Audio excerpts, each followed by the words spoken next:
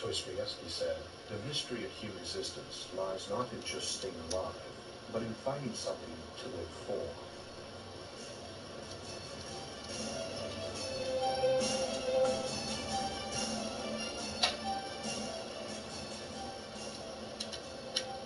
So our purpose today is, well, purpose. Purpose is a pretty tricky topic for futurism because one of the major purposes of technology is to make life a lot easier. And the basic purpose of humanity is to survive and to help the tribe survive. That's wired into us by evolution. And in truth, almost all our day-to-day motivations can be traced to have some connection to it. So when technology comes by and grants near-universal prosperity, our purposes from day-to-day survival should decline, if not outright disappear. Should that happen, we must ask, what will fill the void? It is entirely possible a lot of folks might simply pursue happiness and pleasure as their main purpose, hedonism. And while that's not for me, and I take a dim view of that mindset nowadays, it is hard to condemn when the individuals aren't causing other folks any problems. Nor is personal happiness a bad objective, but most of us feel a life devoted only to the pursuit of maximum happiness and pleasure is a hollow one. Imagine for the moment our default post-scarcity civilization from the perspective of an individual living in it. And I don't mean the blatant utopias, or those that seem to be, but hide some terrible problems down underneath with the Morlocks. I mean the kind implied by a lot of the tech we discuss here. It's the year 2300, and you are living on Earth. You've been doing it for a very long time, since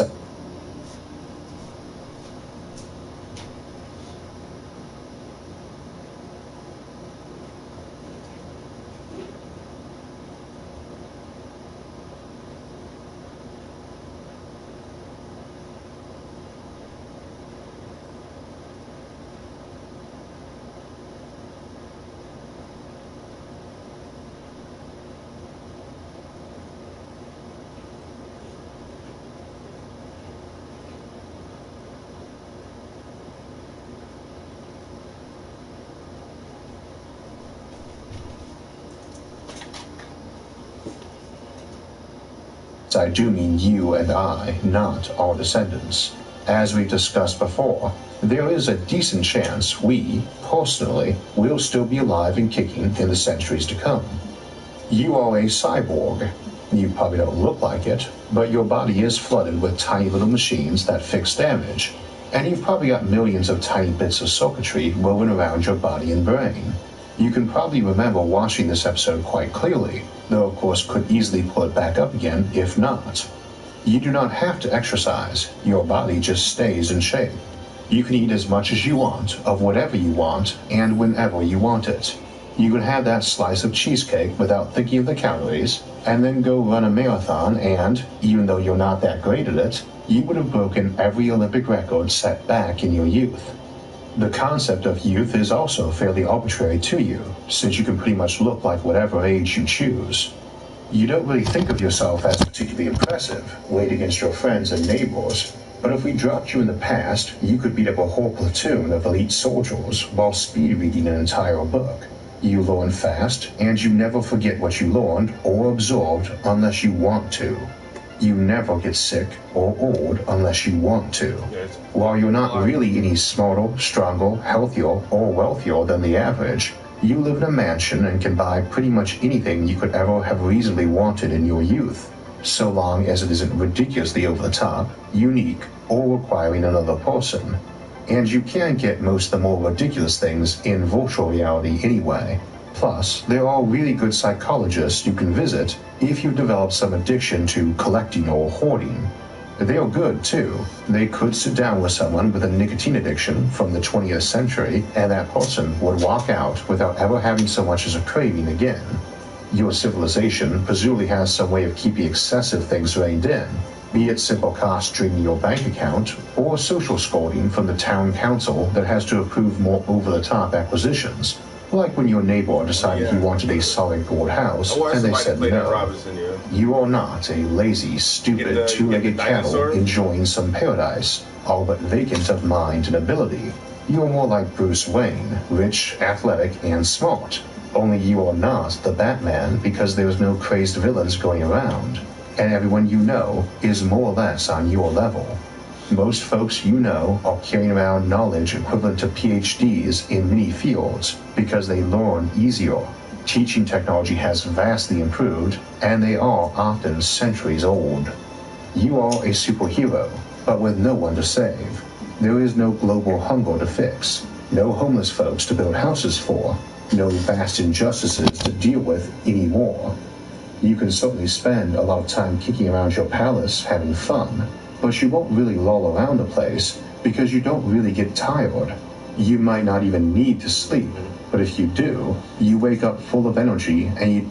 Time to go ahead and put some hours in on it. I say I kind of remember that. You in space, your spaceship crash, you get to the planet, then you find like a dinosaur or some shit, and I guess you use the dinosaur to help manipulate objects in the world and figure out puzzles and shit like that. I kind of remember Robinson VR. You don't have days where you're under the weather or your allergies are bugging you, or you've got cramps or a migraine or any other minorly annoying ailment. You will die someday, but most likely at a time of your choosing or by some pathway of intentional risk. You might remove the various safeguards that keep you alive and stop doing risky things until you either die or change your mind and restore those safeguards.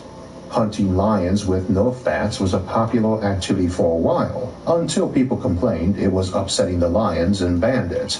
You've heard that jumping off the orbital ring without a parachute into shark-infested sections of the ocean has become popular as a replacement. You basically have anything you could ever want in life, and access everything else through virtual reality, and have eons to enjoy them, all guilt and shame-free, since everyone else has the same access and no one else is less fortunate. So what do you do with your time? What exactly is your purpose? I encourage you to think of yourself in this context, not some hypothetical person, as it helps to circumvent the assumption everyone would turn lazy and useless. We tend to have a higher opinion of ourselves, and we generally know our own motives and goals better than others. I tried to think of what I would do. That one was easy enough in some respects. I'd probably keep doing some variation of the stuff I do now. I like my work, and while I love having a larger audience these days, I was quite happy when the channel had hundreds of subscribers, not hundreds of thousands. External validation is nice, and useful too, as it helps you keep on track and refine and improve what you do. But it's rarely our main motivation for our hobbies. Hobbies, assuming you can make a living at it, also make for great jobs. And the general point of a post-scarcity civilization is that you can do something you want without needing to worry about where your next meal is coming from. A thing that gets missed a lot in conversations about robots replacing workers to increase production at lower costs is that motivation begins to trail away when nobody much cares about cost anymore. I tend to suspect you get a tipping point where improved automation shifts away from cost efficiency toward trying to eliminate positions where the supply of folks wanting to do it is way less than the demand. That might help a little with folks trying to find purpose in existence, particularly on things such as creativity or scholarship, vitally important, but not part of our core production for survival. We already tend to view that as something for humans, not automation. Partially because such things are harder to automate, but I also suspect because we feel those are our tasks and perhaps should remain so, even if they could be automated. And that's the key point, of course. A future high-tech civilization might turn into one where nobody walks or lawns or ever stores themselves from the couch because they don't have to and don't want to. But I don't think that scenario is too likely. More likely is that most people want to be doing something, have a megaton of skills and talents, and have problems finding anything to do, so end up sitting on a couch, same as some second-string player on a championship team waiting for the coach to call them off the bench.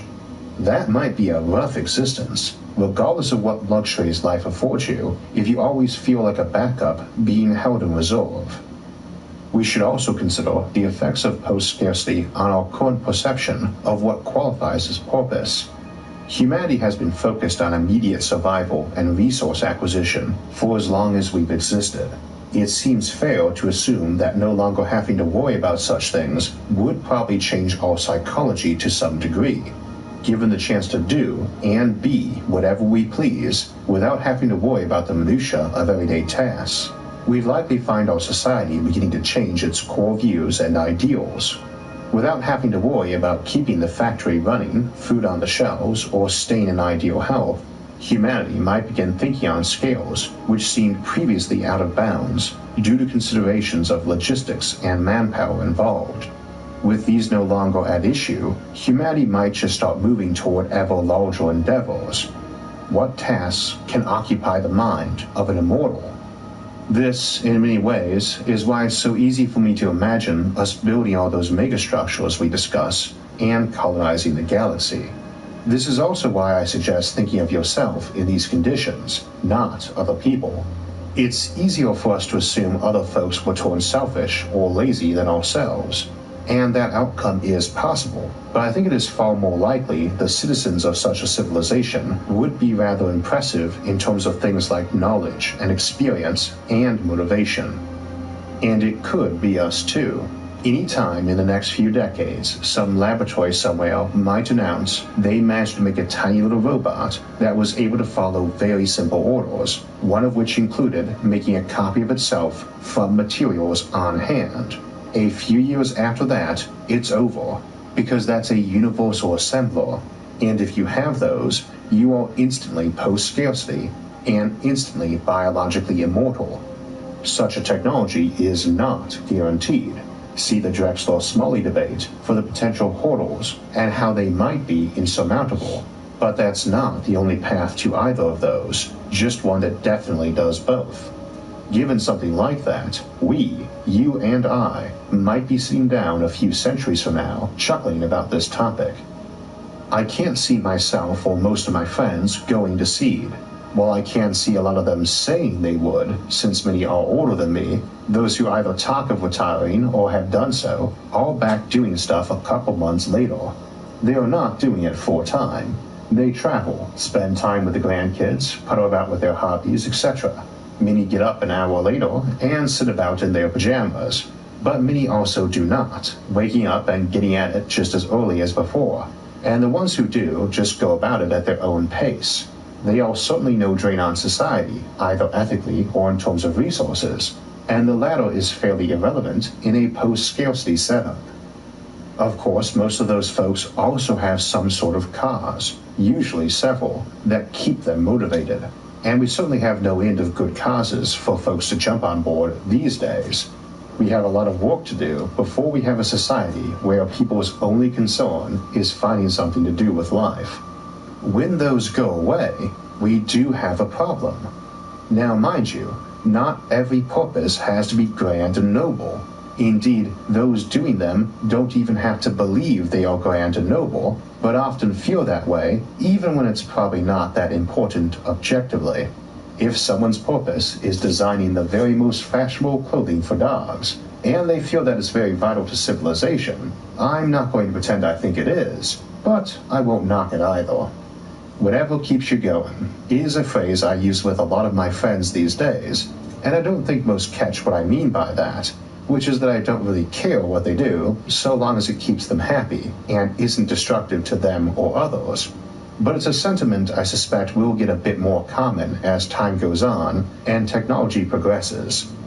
In the grand view, and in the long term, they probably don't matter too much. But then again, I'm not so sure anything else does either. I usually find the best way to deal with existential dread about the purpose of one's existence or the meaning of life is just to pick something that feels right and roll with it, and cheerfully ignore such contemplations. I suspect that is also a sentiment that will get more popular in time. We have things a lot better off in almost every respect than our ancestors did, but at least most of them didn't have to worry about problems of that sort much.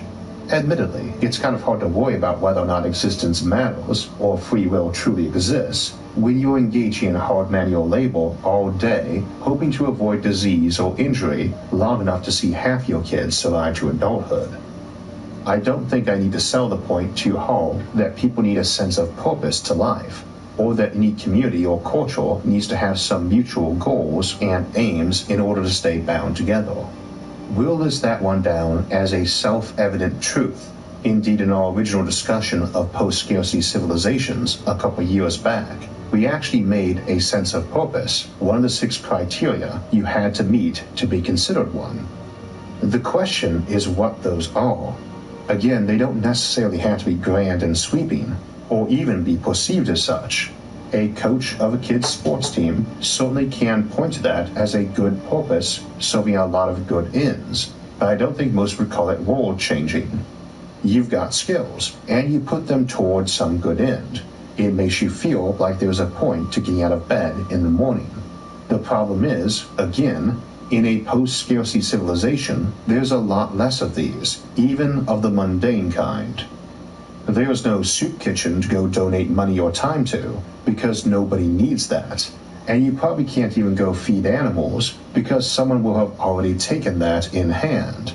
Don't put it past us to decide to tweak nature so every lion on the planet just thinks it ran down and ate an antelope, and every cat got its mouse, even though the mouse is just fine and isn't overbreeding because we released some virus or nanobot system to lower their reproductive rates.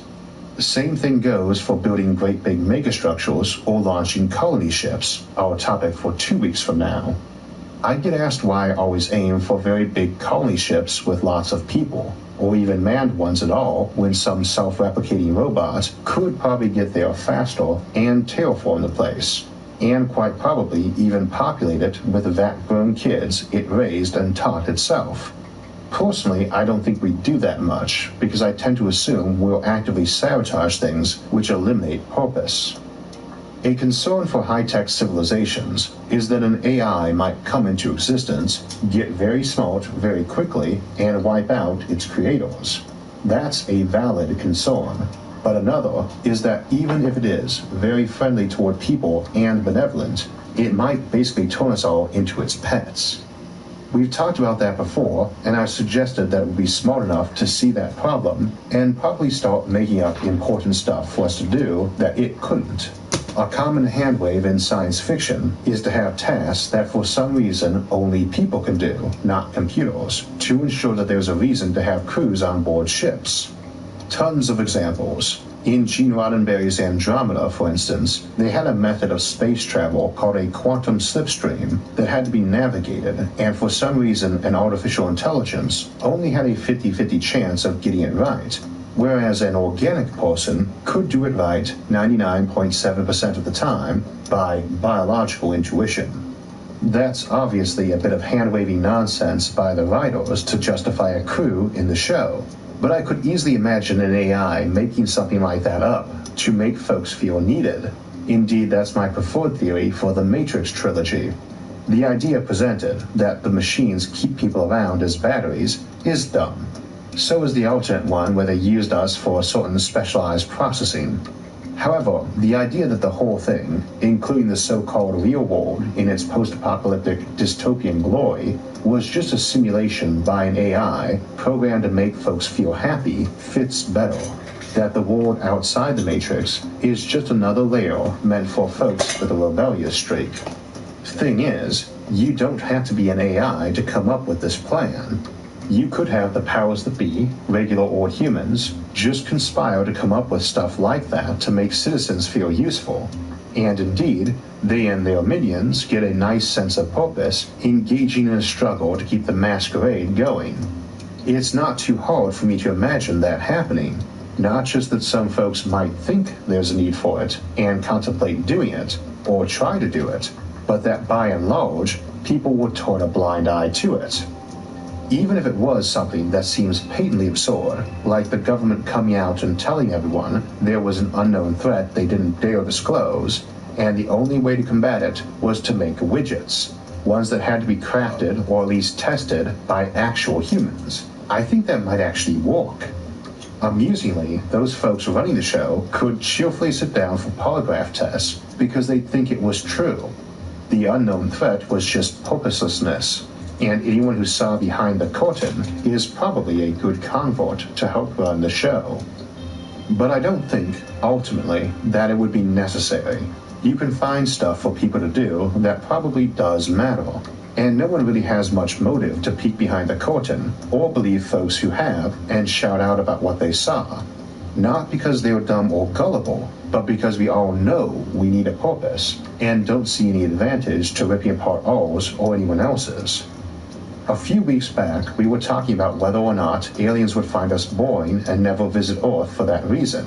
We poked some holes in that, and one of those was the notion that superintelligent entities are better at multitasking. Talking to a single normal human might be very boring to them. The capacity to simultaneously talk with hundreds or even quintillions of them probably changes that. That episode hasn't aired yet at the time I'm writing this one, but I would guess someone will object on the grounds they have more interesting things to do. I might be able to keep track of a dozen mice at once, but I'd still rather play a video game or chat with a human friend, and presumably the same might apply to an advanced intelligence. I can't actually argue that point, but I'd note two things. First of all, that very argument is predicated on the assumption that there are more interesting things to do, which presumably means a lack of purpose isn't an issue for them, and thus also presumably means it wouldn't be for a post-scarcity civilization. But secondly, I'd ask what exactly that is. What do they do? Folks talking about this will often suggest, half-jokingly, that maybe the megabrain superintelligence spends its time trying to find the last digit of pi. But they wouldn't. They know there isn't one, and if they're that smart, they would also know there's no intrinsic value to that. You don't even need the first 40 digits of pi to have a value accurate enough to calculate the volume of the observable universe down to atomic precision. And we had that back in the 1600s. And the mathematical proof it was an irrational number, one which has infinite digits, in the 1700s. Don't go digging around for some purpose to efforts to calculate it. The only one I've ever heard is that it's a handy way to test supercomputers or generate random numbers. Neither of those is limited to pi, and both imply another useful purpose rather than those digits themselves. Obviously, some folks find it interesting, but I think it's mostly just about setting a new record. Again, whatever keeps you going. But I can't really see a supermind finding it any more fascinating than I do. And for the most part, I tend to be more interested in what cool things science can do for us, rather than the specific rules themselves, and for their own sake. I think you either have a limit, at which point you have actually figured out all the laws of the universe, or maybe it is one of those endless things with another box inside another box every time you open a new layer. If the former, you have to find something else to do with your time. And if the latter, there's presumably a point where, like calculating the digits of pi, you decide it is a box in a box in a box, and also stop seeing any tangible return on your investment of time and decide to call it. If it's just endless rules, then it becomes like the rulebooks for a role-playing game, where you initially are glad at all the new options each additional supplementary rulebook offers, but eventually get irritated they keep adding to it as it offers no new substance. In regard to the Fermi paradox, I consider that a decent rebuttal to the idea aliens just all have some great purpose they share that keeps them too busy and interested to ever say hi to primitive neighbors. In regard to our topic, I just pointed out as an option for folks who are bored with their fellow man or need some purpose to throw themselves at for eternity. I just don't see it as particularly more compelling than many of the other options on the table, or particularly more noble a quest than someone spending a century building a new sandcastle every day to be swept away by the tide. If they enjoy it, and if it keeps them going, and they've got nothing more important to occupy their time, have fun. Even if you did feel you had no great purpose and felt you needed one, you could trick yourself into having one, even without using a high-tech path like visiting a brainwashing center to have yourself convinced manufacturing paperclips was your calling in life and the most noble goal.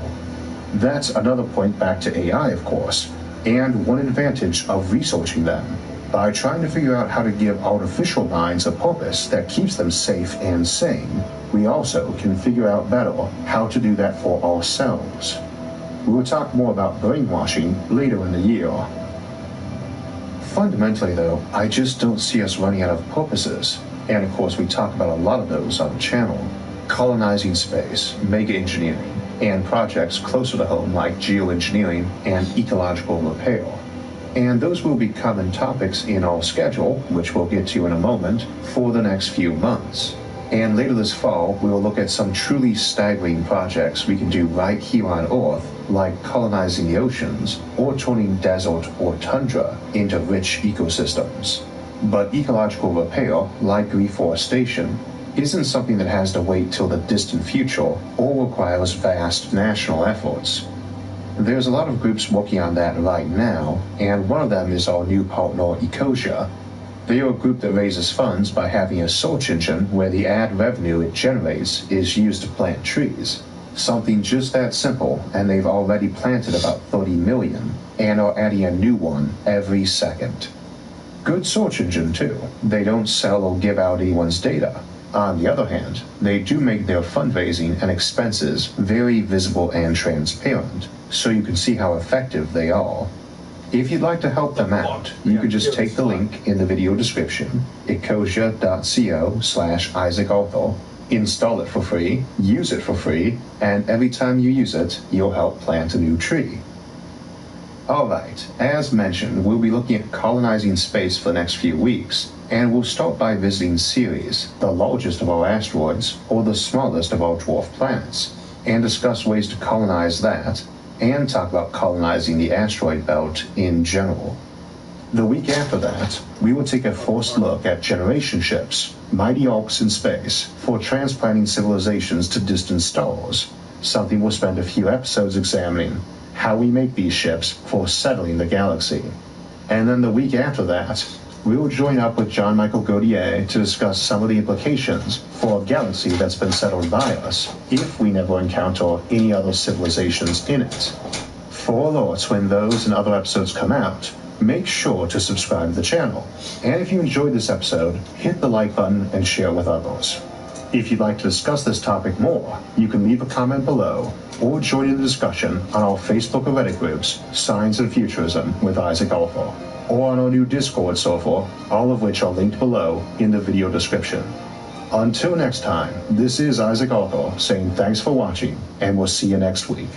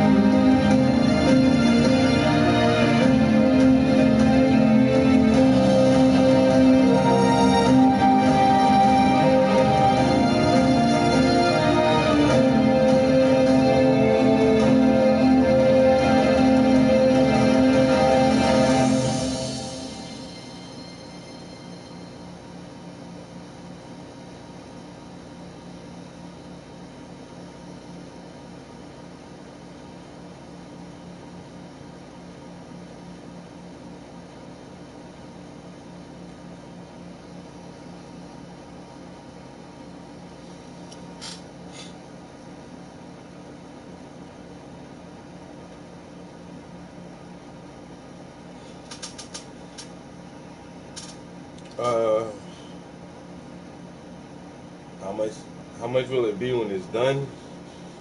It'll be more than $5,000.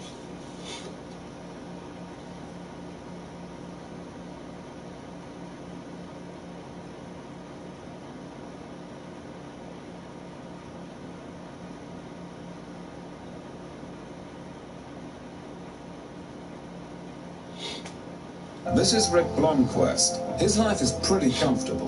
Then he laid on a Certa and realized his life was only just... Yeah, this is going to be probably a close to $6,000 piece when it's done.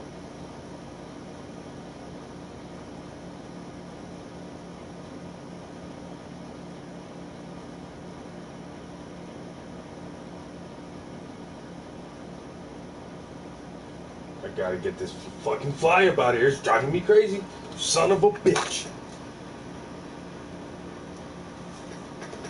Talking about the microbiome, the mycelial landscapes networks, they don't live by themselves. They select a microbiome of bacteria and other organisms that rest upon the mantle. These fungal networks are the foundation of the food web.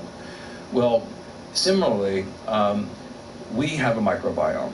And it's really interesting that many of the bacterial diseases that infect fungi also infect us. Our best antibiotics against bacteria come from fungi, penicillin being the obvious example.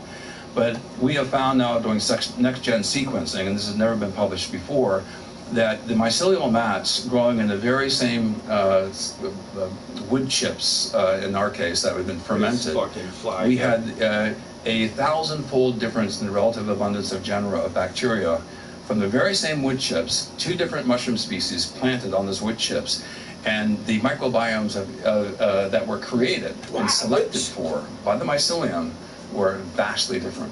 This really strongly supports the concept. There's so much shit in here. I don't want to just go swinging and fucking knock some I'll shit explain the difference in a minute. But this really supports the concept that I've long believed and espoused, that these mycelial networks are not just happenstance. They're creating the habitats and the flora and then ultimately the fauna that are resident within the ecosystem to guarantee the plurality and the biodiversity of the ecosystem by creating the plants that grow up, that feed the animals, the insects to create the debris fields, and then feed the mycelium for the benefit of the progeny of the mushrooms that will form thereafter. So these are deterministic organisms that are setting the stage for ecological evolution. And do you think that they're doing this in a conscious manner? Well, see, again, we're a victim of our consciousness trying to define what is conscious and what is smart. And one of the best arguments I've had, my brother Bill is a super genius, he's far smarter than myself. And he was editing one of my books, Mycelium Running, How Mushrooms Can Help Save the World. And he goes, Paul, you cannot say that mycelium is intelligent.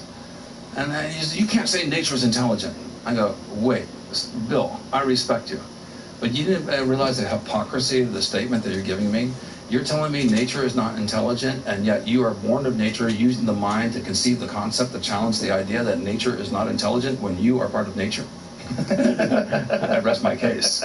Yeah, that's indefensible. So yeah, so we create language and words to describe concepts. So you feel like your brother was sort of hampered by these predetermined categories that we like to put things into. You have a word, you use that word, the word is very clearly defined in our ideas. Thank you. Thank you. Yes, language is code, and we haven't elaborated the code yet to elucidate the concepts that we're trying to articulate.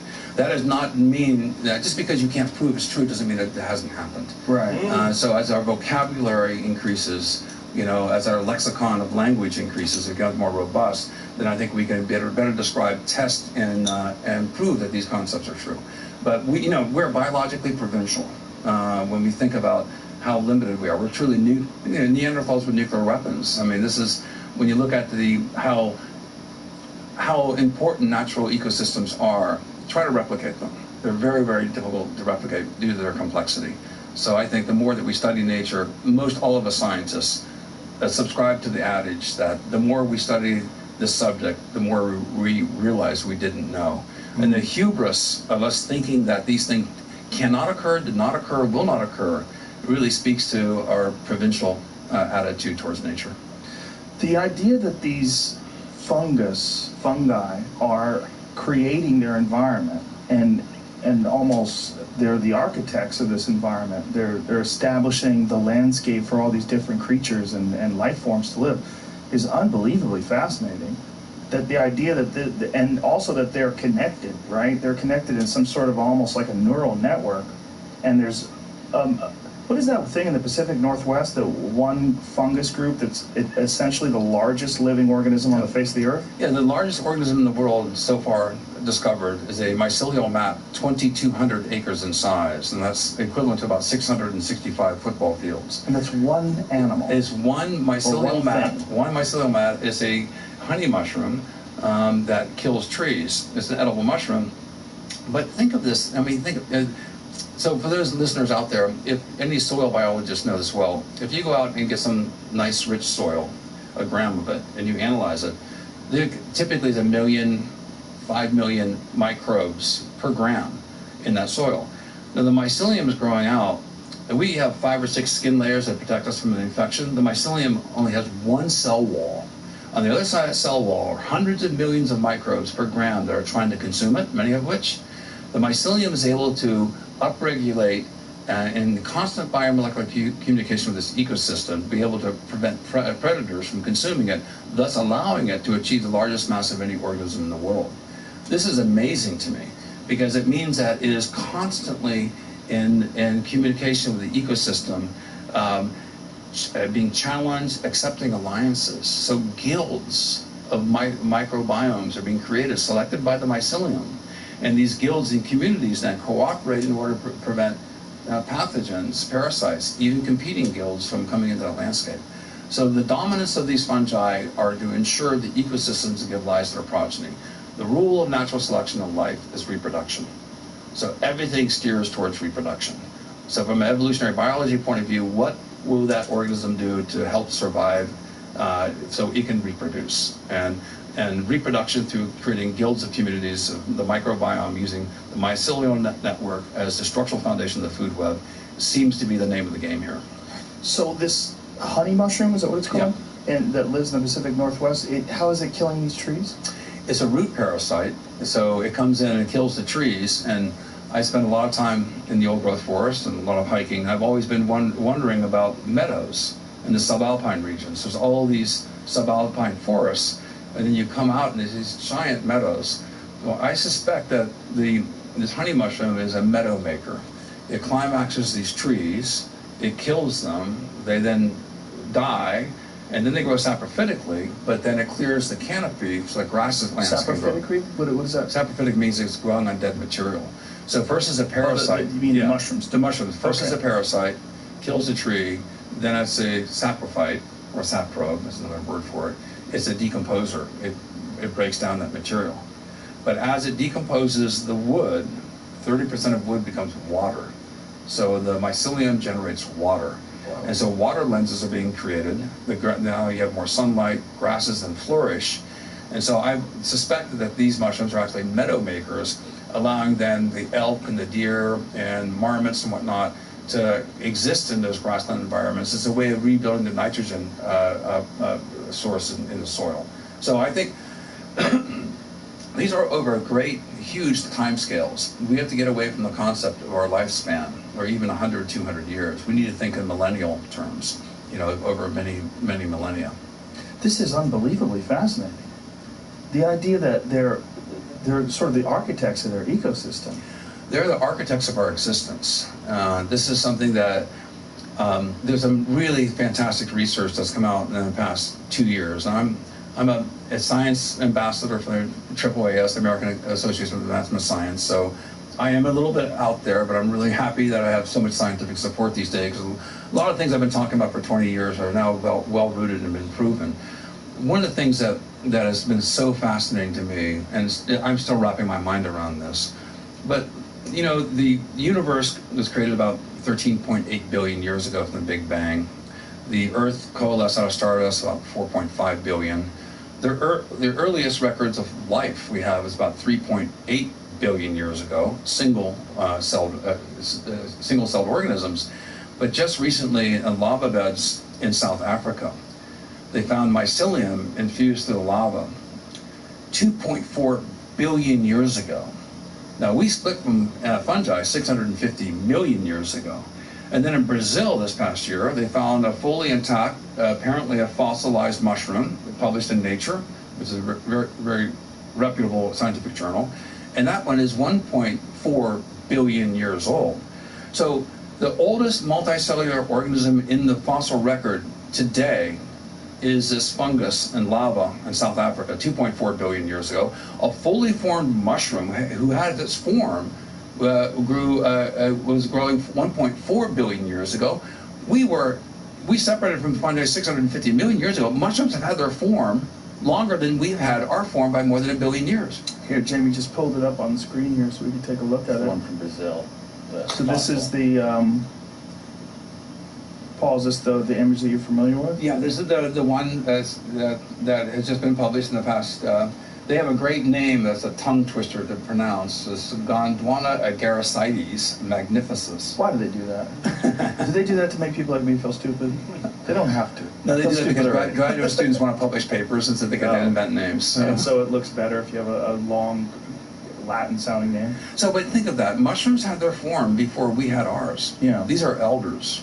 These are ancient organisms. These are the overlord underlords of our ecosystem. And I suspect, and as these neural networks, they have more neural connections in the mycelial mass. They're over 1,000 acres than we have in our brain.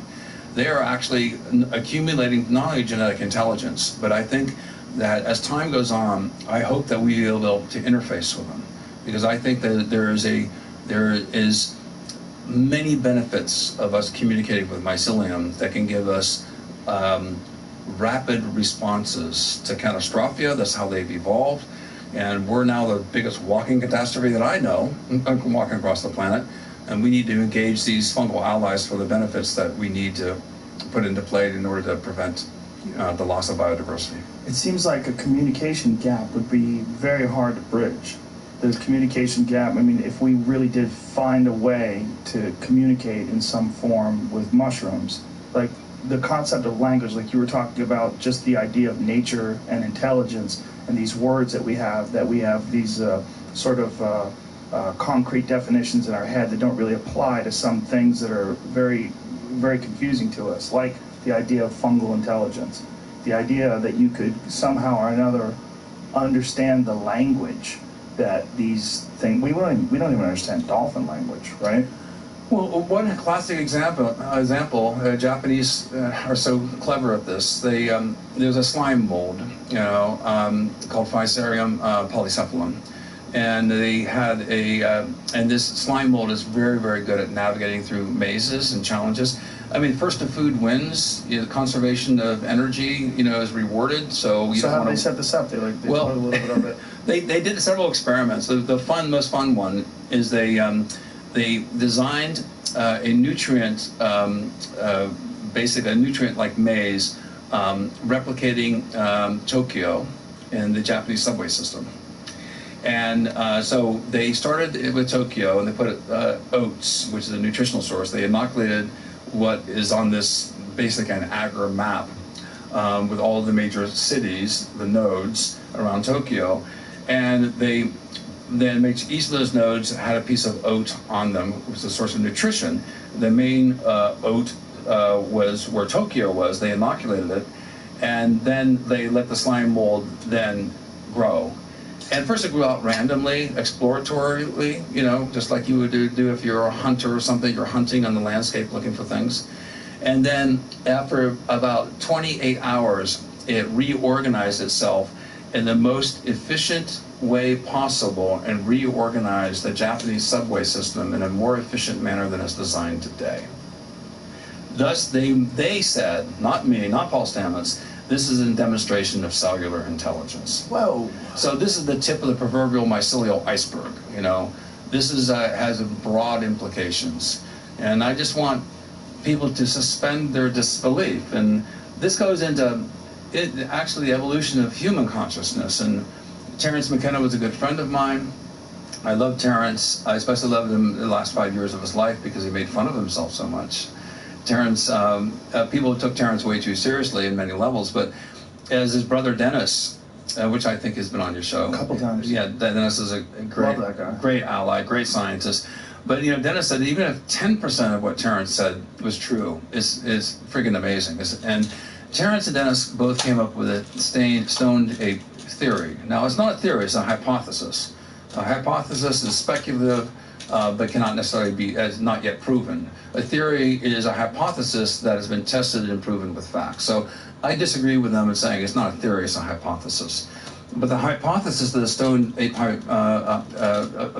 which I think you've alluded to before, is that with climate change and as the savannas increase and our primate ancestors came out of the forest canopies, they're tracking across the savanna. And if you're a hunter, what do you look? You look for footsteps and you look for scat. And the most significant fleshy mushroom going out of poop in Africa, hippopotamus, elephant, deer, antelope, etc., is Psilocybe cubensis. It's a very large mushroom. You're hungry. You're with your clan. You consume it, and then 20 minutes later, you are catapulted in this extraordinary experience. Psilocybin substitutes as serotonin, becomes a better neurotransmitter, activates neurogenesis. It causes new neurons to form, new pathways of knowledge. So that's a stoned ape hypothesis, and it speaks to a mystery that the human brain, basically the brain cavity doubled in size in about 2 million years. Some people say it's less than 200,000. Homo sapiens less than 200,000 years? Yeah. Homo sapiens arrived 200,000 to 300,000 years ago. That's a big gap, right? It's a big gap. Well, the science is like that. So you want to be scientifically accurate here, I need to show the extreme margins of what's been estimated. So if we accept 2 million years, and it's shown in the fossil record, this is true, the oldest Homo sapien fossils are 300,000 years old now. But we have a suddenly doubling of the human brain, and with that, our language centers increased, our ability to prognosticate, to plan, and there's no explanation for this currently. And even though we may not be able to prove it, I ask people to suspend their disbelief for a second. Now think of this. Our primate ancestors are going across the savannah. They ingest these mushrooms as a clan. Massive input for anyone who's eaten these mushrooms. Huge amounts of data is coming in. Fractal patterns, geometrical, landscapes occur. You have empathy. You have greater courage. You're fighting a saber-toothed tiger. One day you have a fear of it. We know now from neurogenesis and the extinction of the fear response that has been clinically proven, psilocybin allows you to reset and have different neurological pathways to respond to fear, overcoming the fear conditioned response, potentially PTSD, and there's a lot of research on this currently. But this wouldn't happen one time with one hominid group. It wouldn't happen 2 times, 10 times. It happened millions and millions and millions and millions of times over millions and millions of years. This leads to what I think is called, this should be called epigenetic neurogenesis. We know that there's a regeneration of neurons. We know that psilocybin substitutes the serotonin. It opens the floodgates of the senses. You have a lot more data coming in. And we know that you have the extinction of the fear response. So if you're the leader of your clan, you've had this traumatic event, either war or cataclysm from earthquakes, whatever the case may be, or encounter a saber-toothed tiger, whatever. If you're the leader of that clan and you can overcome your fear response, you have courage and you have empathy. Those are leadership skills. I think people should take note of it. People like to follow leaders who are courageous and yet kind, who they can trust. They'll have their best interests in mind. So I think this propelled, I think it's a very good explanation. It's an unprovable hypothesis. But now we're at a junction and we're ready for the next quantum leap in human consciousness. I think psilocybin should be looked upon as a nootropic vitamin. And there's a huge amount of interest in this. Johns Hopkins University, as you probably well know, New York University, UCLA, elsewhere in Europe, there's major clinical studies that have been conducted in the past 2 years showing exactly what I'm saying about overcoming fear response, neurogenesis, overcoming PTSD.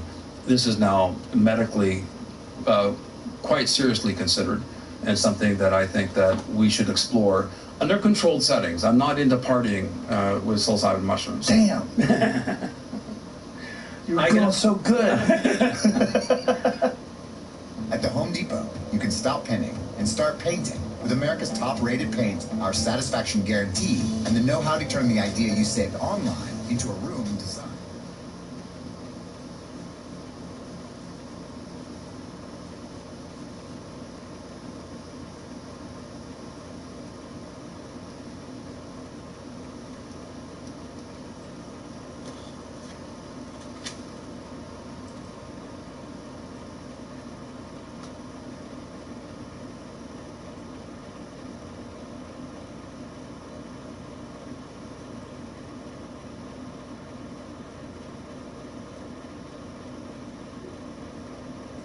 but their egos get involved in things, and if you've been teaching something for a long time, then it turns out you gave out master's degrees on things that were completely incorrect. Absolutely. It's Absolutely. got to be and very hard. something else, although this sounds a bit conspiratorial, I think the existing view of history is part of a mind control system in our society. It's something that we're presented with, that we take in with our mother's milk, and we're never supposed to question. I think if you control the past, you do actually control the present and the future as well. So, but you mean if you have an absolutely established narrative that you're teaching and you're unwilling to look at any possible variations to that, you're saying, like, almost from an authority position, we know Yes. what happened and we know where we're going. Yeah, But if you say, shit, we don't know what happened, Yeah. then it's, well, then who are you to tell us where we're going? Exactly. And Okay. it starts to raise questions over everything, actually. Right. Yeah, and we're kind of in this mode now where there's a very large growing political agenda around the idea that humans are the sole cause of global change and that we're the dominant force within this whole process. Now here we come along and we're saying, well, no, there's actually been forces unleashed on this planet that really utterly dwarf anything we've done yet. What does that do to that paradigm? You see, that's what I think what we're coming down here to. Part of the scenario now is that humans are engaged in causing the sixth great mass extinction, as we talked about in one of the previous. And now we're coming along and saying, well, wait a second, here's something from outer space that has come in and caused the last great mass extinction on Earth. And what's interesting, I found, is that quite a number of the scientists that have been in the opposition to the Younger Dryas impact hypothesis have been in the forefront of pushing this scenario of human-caused mass extinction and blaming the extinction of the great megafauna that died out 12,000 years ago on human hunters, which, again, we talked about that, and I consider that ludicrous, that, you know, Paleo-Indian hunters using spears are going to cause the extermination of 10 million woolly mammoths before they could even reproduce, along with 120 other species of megafauna. Well, 65% of all mammals in North America were wiped out somewhere around that time. Right? Wiped out. Mega mammals. Mega mammals. Which is The big over ones. 100 pounds in body weight, essentially. Yeah. Actually, And it was- more, like 75%. 75%. 75%. And it was almost instantaneous, though, right? I mean, it was over a course of a very short period of time. that Very they were short wiped period out. of time. The scientists who have been diligently working away in this field since they've published their first paper in 2007 have just brought out a new paper, Proceedings of the National Academy of Sciences, July 2015, where they're doing a statistical analysis of all the sites where the evidence comes from. And what that tells us is that this is what is referred to as an isochron. This event 12,800 years ago. We're not looking at the effects of 100 or 200 years of events. We're looking at something that happened effectively in a single afternoon across 50 million square kilometers of the Earth's surface. Ooh, that gives me goosebumps. A single afternoon, Yeah. all over the world, everything changes forever. Changes forever. And it's fucked for 1,000 years. Absolutely, absolutely. And then I'd like Randall to address this issue of continent-wide wildfires, because we do see this in the stratum, that when you get this superheated ejecta coming down on ancient primal forests, consider the effect. This is Murray Springs, one of the Clovis sites, and this is what was known as the black mat layer. Where's Murray Springs? It's in Arizona, and it's southern Arizona, and it's near the Clovis site, which is New Mexico. That's the Clovis impact site? Well, no, the Clovis site was where one of the first places in North America where human remains were found in association with extinct megamammals, such as woolly mammoths. And it's just outside of Clovis, New Mexico. They refer to them as the Clovis culture, and because that culture was one of the casualties of this comet impact, the comet impact is often referred to as the Clovis comet. Okay. Yes. And many of these Clovis sites, and there's been over 50 of them around now documented over North America, I think about 2/3 of them have this black mat layer, which shows up very clearly in this image. Now that black mat layer is black because of the considerable amount of carbon soot that's in it. So in other words, right there, that's the evidence of your wildfires, is that this blanket of soot over the continent that left this black mat layer. And below that black mat layer, you'll find extinct mega mammals. Like here, you see the yellow arrow there points to the black mat layer. Now, if you look up, you'll see how it's more buff colored. That was the color of all of this, but the soot that was in that black mat layer has dispersed and colored the other adjacent layers. But you'll notice the bones below are the bones of extinct mammals. The bones found above it are extant or still existing mammals. And that layer separates these two domains of extinct mammals and extant mammals. Just a very clear line. Yeah, and you can see it shows up so clearly right. To people who are listening to this, when we're looking at the original image that Randall showed, it's almost like an Oreo cookie. Like there's just a clean line, and then there's the white filling underneath. I mean, it is as clear as day. And what are we talking about? Like how much fire and for how long creates this area? Well, you're basically talking about burning up a considerable portion of the biomass of North America, in unglaciated North America, to do this. And it's So you have the ice cap north of roughly Minnesota, and south of it you have a heavily vegetated area covered with primal forests. And that's what goes on fire. And the reason it goes on fire is because when these impactors come in, they generate a huge amount of heat, and what is called ejecta, superheated ejecta, is thrown up into the upper atmosphere, and it falls down all over the continent, and it sets the world on fire. Oh, God. Now, at the perspective is so difficult in this. It's a difficult perspective. Because there's numbers that you guys are throwing around, and there's concepts you're throwing around that I have to pause when you're saying, I go, wait a minute. I got to try to fit this in somewhere. There's the whole world on fire. Yeah. This is why I've written this book, because it's mind-boggling. It's mind-boggling material. And up till now, most of the information has been confined to the really rarefied scientific journals. Very little of it has got out into the public domain. So one of the things I've tried to do is to put this together into a form that's very accessible to the general public, because we all need to know about this. This is our yesterday. This is our background. This is where we come from.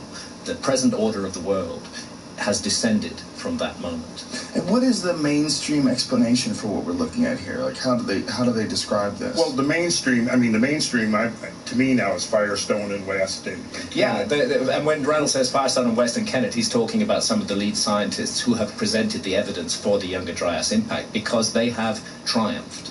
Although they were attacked, and sometimes viciously, and frankly speaking, sometimes dishonestly, they were attacked, but they defended themselves so well, and they kept on bringing in new data and new information that actually now we should be regarding their view as the mainstream. Yeah, there are a few critics still hanging in there who would like human beings to have been responsible for the extinction of all the mega mammals, and who just are in denial about the climate change at that time. But they're no longer the mainstream, in my view. Well, one of the problems with that theory is what you showed the last time you were here, the evidence of these woolly mammoths that died instantaneously, and that there are massive fields of them, that something had to happen, and ones with like their legs broken, just bent over from the impact. Like, it's pretty clear something went down, and all of these pieces point together, and including looking at this, which is just, this is blowing my mind. This idea of the world on fire. It's just. Well, there were some places that apparently got spared. Yeah. Like Australia or something? Well, Australia actually suffered a major mass extinction, but earlier. Probably from some previous event, maybe 30,000 years ago. But just trying to figure out where to go if it happens again. East Central Africa seems to have been one of the places of refuge, because if we look at the distribution of mega mammals in the world today, where do we find the greatest concentration? In Africa, right? Well, Africa has retained 90% of its mega mammals from the Pleistocene, whereas North America lost 75%. If you go back to North America during the Ice Age, there was as many mega mammals, if not more species, than there is in Africa today. But what we see is that extinction relates directly to habitat loss. And basically, not much survived in either North or South America. North and South America were both severely affected by these events and lost 75% of their mega mammals. Eurasia lost between... You can't be seen in that. Our suits? Your transportation. Imagine. Hands free.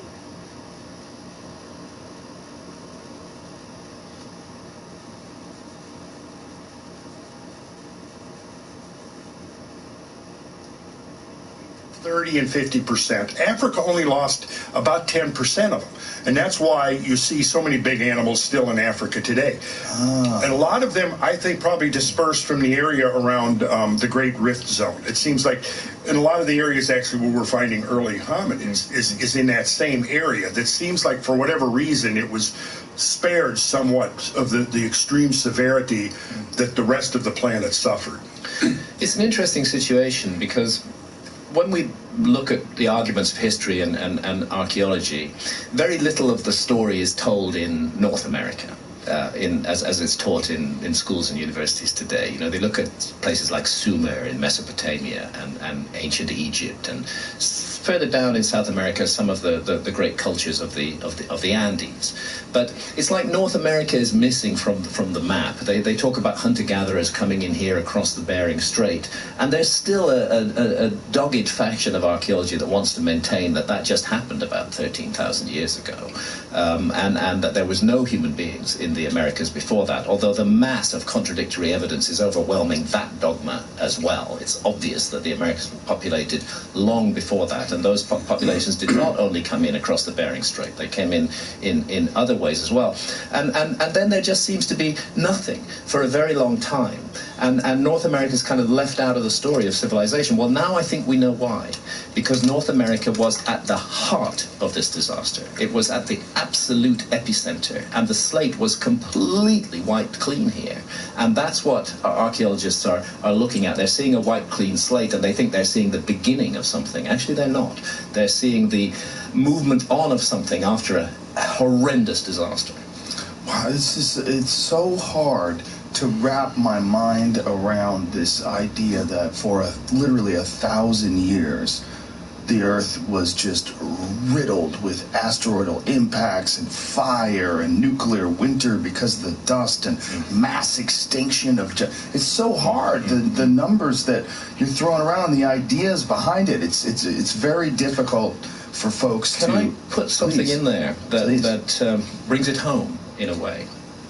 See, this event 12,800 years ago, we know now it was caused by fragments of a very large comet, and the work suggests that comet may have been more than 100 kilometers in diameter originally when it entered the inner solar system. See, that's like 62 miles, right? Yeah, isn't it somewhere a big old comet. And these comets, they come in from deep space. How big is the one that killed the dinosaurs? Like 5 miles? Well, that's thought to be 10 kilometers wide. That 6 miles. That object, 6 miles wide, and 10 times that big. Yeah, these things come in from deep space. There are reservoirs of comets. There's a place that they call the Oort cloud, which is just so far away that it's almost impossible to imagine it. But it contains trillions of comets, and often they're in stable orbits. They're not coming into the inner solar system. But as the solar system orbits around the center of the galaxy, our galaxy is the Milky Way. And we are in orbit around the center of the galaxy. Our sun, our solar system, everything is in orbit around the center of the galaxy. And that orbit is not only in the plane of the galaxy. Imagine a dolphin diving up and down, coming out of the surface of the sea, descending below, rising up again. That's what the solar system is doing. And those passages through the galactic plane disturb the Oort cloud, and they send comets winging in to the inner solar system. Thank God for Jupiter. Jupiter, with its huge gravity, is the great protector of the Earth. We should all wake up every day and say, thank you, Jupiter. Thank you, Jupiter. That this doesn't happen too often, but every now and then a comet gets past Jupiter's guard and comes in and enters the inner solar system. And the calculations show this happened about 20,000 years ago, and that comet went into an orbit that crosses the orbit of the Earth twice a year. We are still crossing the orbit of that comet twice a year, and there is still a very disturbing amount of debris within it. It's called the Taurid meteor stream. We've actually just finished our latest passage through the Taurid meteor stream. The Earth passes through the Taurid meteor stream twice a year. It takes 12 days to pass through it because the Taurid meteor stream, more numbers, is 30 million kilometers wide, and we orbit at the rate of 2.5 million kilometers a day.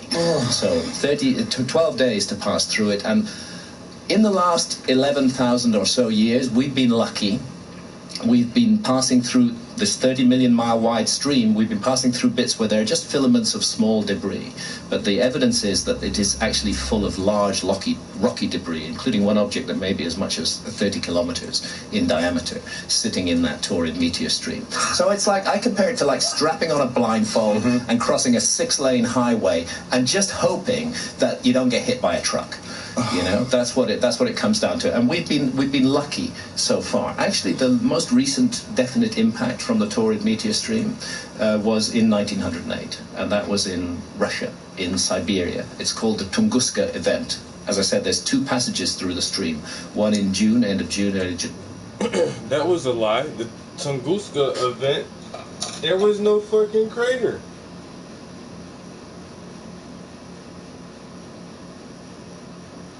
People said that shit was fucking...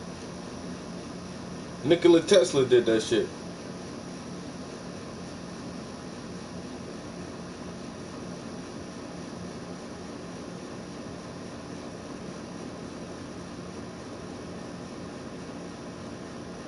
Tunguska, July 30th, 1908. In a remote area of Siberia, the morning calm was rocked by an explosion. The powerful blast was heard 1,000 miles away.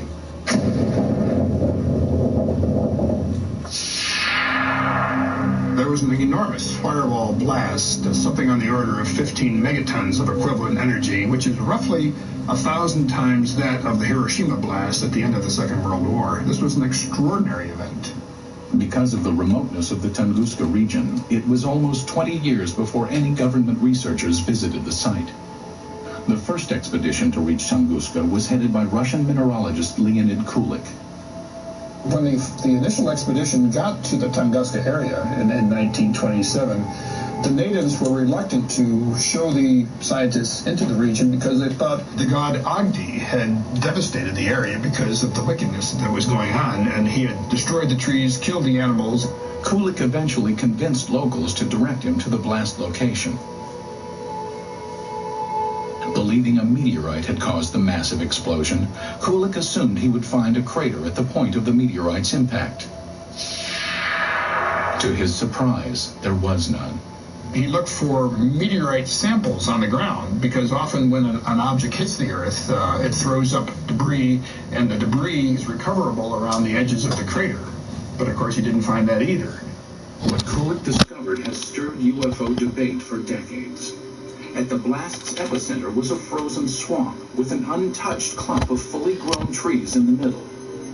Circled around the grove, 10 million dead trees lay in a symmetrical ring, seemingly mowed down by a cosmic scythe. So here we have an enormous blast site with no crater, no fragments or meteorites around the rim of the crater, and this radial pattern of burnt trees knocked down for some 20 miles in all directions. In the years that followed, others traveled to Tunguska to study the unusual occurrence. There might have been fruits obtained by labors of another expedition sent by the head of the Soviet secret police in the late 1940s. But all we know is that such expedition existed. We do not know what has happened to the items and the information it collected. Further baffling ufologists were reports of radiation damage in the Tunguska blast region. There were also some reports of mutations taking place in plant life, and even some humans apparently suffered some gene damage. In 1947, Russian Army Colonel Alexander Kazantsev developed a remarkable theory based on information about the devastating consequences of America's atomic bomb attacks on Japan. He was listening to the report about the nuclear bombardment. The announcer gave a very long and very detailed description of how and in which direction trees, houses had fallen, and so on, how everything was hit. He realized that what had happened in Hiroshima, exactly the same happened at Tunguska, only nearly half a century ago. Kazantsev hypothesized that the nuclear-like devastation seen at Tunguska must have been caused by the crash of a nuclear-powered alien spacecraft. But the scientific community rebuffs the UFO theory. Scientists claim the Tunguska explosion was caused by a rare but explainable natural event. They believe an asteroid dropped to just 3 miles above the Earth's surface and then exploded. As the object came in, it was being decelerated and squeezed by atmospheric forces. It blew up with the force of a hydrogen bomb. The shock wave smashed down the forest, knocking trees away from the blast and resulting in a pattern away from ground zero. But how would an asteroid explosion explain the reports of radiation damage in the Tunguska area? Scientists say it can be attributed to the sheer magnitude of the explosion. As we mentioned before, the blast itself was 1,000 times greater than the Hiroshima blast at the end of World War II. The blast would have generated a series of very high-speed charged particles and would have been the cause of some of the mutations in the gene structures of plants and animals. But to this day, scientific explanations do not satisfy many ufologists. I have been several times to the place where the Tunguska body fell. I intentionally call it body, not meteorite. I mean, the catastrophe of an asteroid, of a comet, or of any other natural body cannot lead to such consequences. A number of expeditions found things that they couldn't explain. There were some people who were saying that the evidence suggested this was some kind of an alien spaceship. That was the kind of magical explanation you use when you don't have enough real science to understand the physics and the astronomy involved.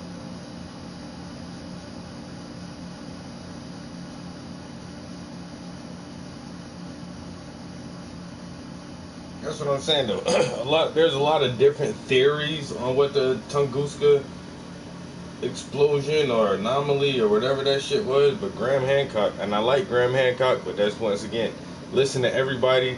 You don't always have to agree with everything they say, you know what I'm saying, even if it sounds like facts, because he just said, like, he knew for a fact that that's what happened.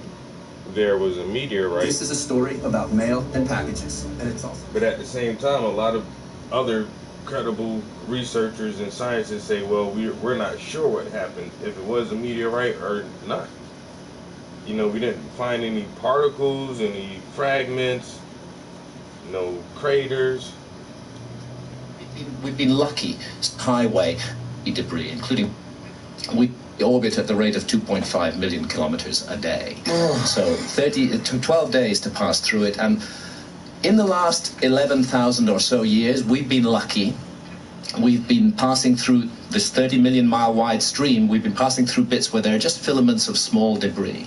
But the evidence is that it is actually full of large rocky debris, including one object that may be as much as 30 kilometers in diameter, sitting in that torrid meteor stream. So it's like, I compare it to like strapping on a blindfold and crossing a 6-lane highway and just hoping that you don't get hit by a truck.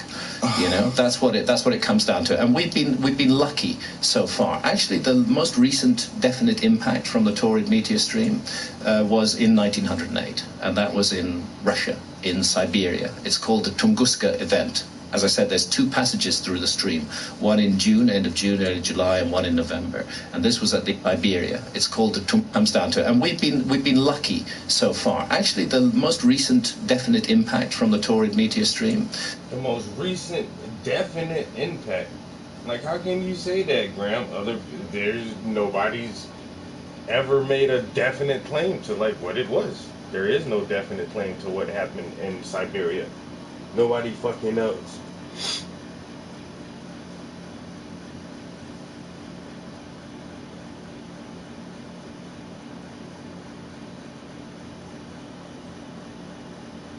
Was in 1908, and that was in Russia, in Siberia. It's called the Tunguska event. As I said, there's 2 passages through the stream, one in June, end of June, early July, and one in November. And this was at the end of June. An object not very big, about 100 meters in diameter, came out of the torrid meteor stream, entered the atmosphere of the Earth, and actually blew up in the sky. It was an airburst about 5 kilometers above the ground. It flattened 80 million trees across 2,000 square kilometers. I'm sorry, I keep using kilometers rather than miles. 2,000 square kilometers of the Earth's surface. That's an area about the size of the city of London.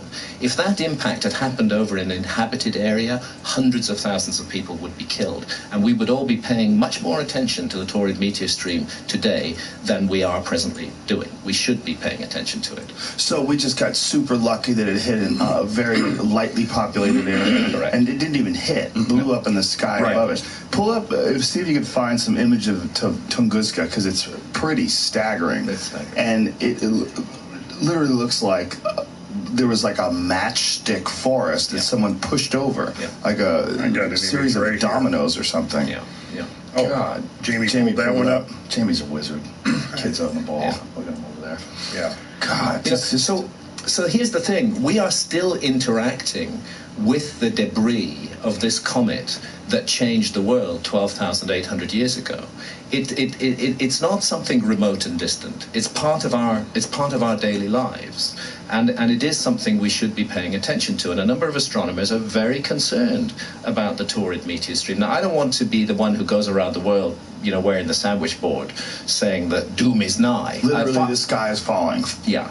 I don't want to be that. I don't want to manifest that. I don't want to bring that down. I actually want to say that there's something positive to say about this. We are almost certainly the first civilization that's ever existed on this planet that has the capacity to intervene in our cosmic environment, should we choose to do so.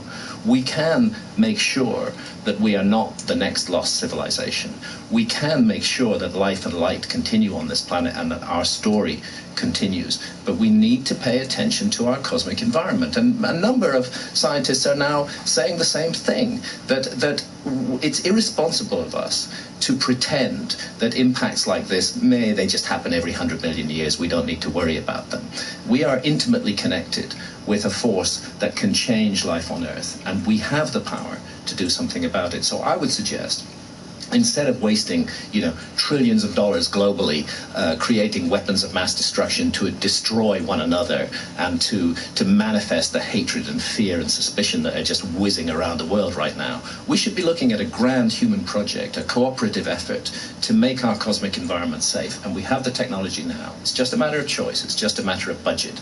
Trillions of dollars are spent on arms, and roughly $20 to $30 million is spent a year on so-called Space Watch. It's a ridiculous chump change, given the nature of the threat and the implications. About the same as the cost to run one McDonald's restaurant for a year is what we're spending on studying the cosmic environment in terms of threats. That's a hilarious comparison. Yeah. What a resourceful little freaky animal people are. If you really stop and think about it, almost wiped off the face of the planet, 10,000, 12,000 years ago. And then we reach a point where here we are in 2015, and through all these inventions, we're starting to rediscover what our history truly is, and rediscover the history of the Earth, and it's...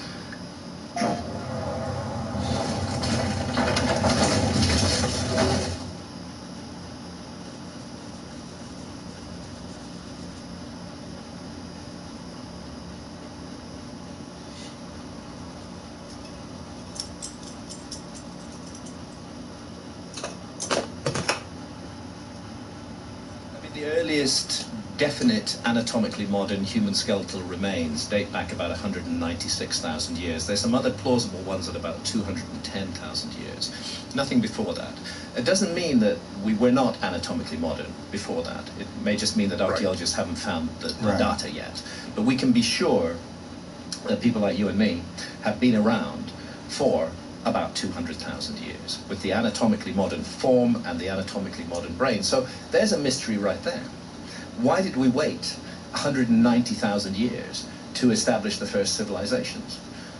It raises the possibility that we could have done so much earlier, and that the slate has been wiped clean. Think about it this way, Joe.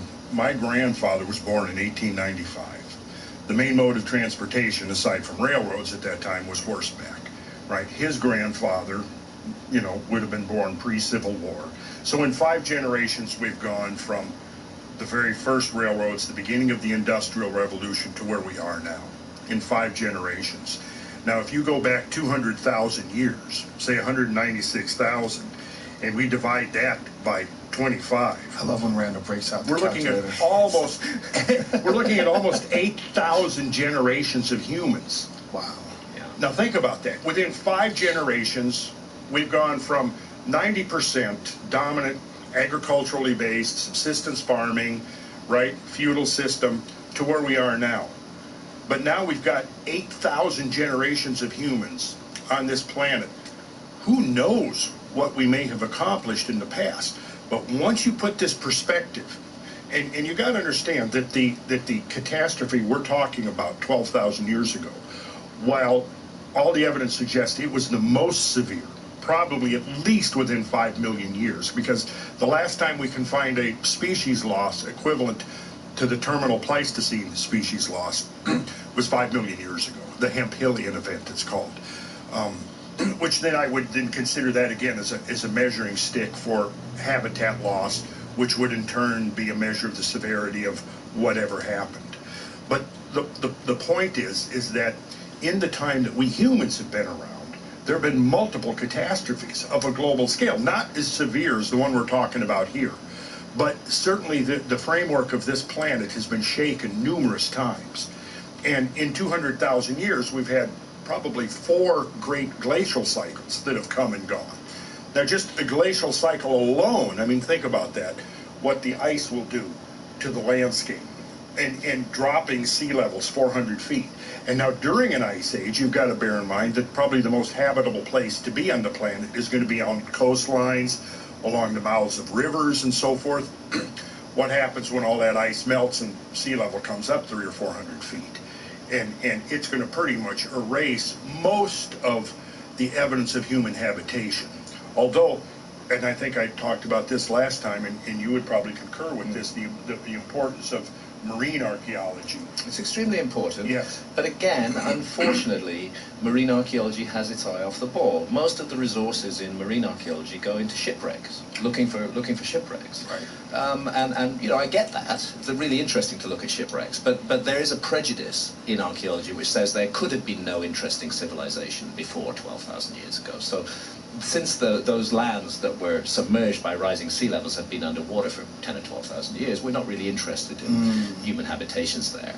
And this is the problem. A very focused effort needs to be made to look at these lost lands. I can put that in miles. 10 million square miles of the Earth's surface, roughly Europe and China added together, was submerged by the rising sea levels at the end of the last ice age.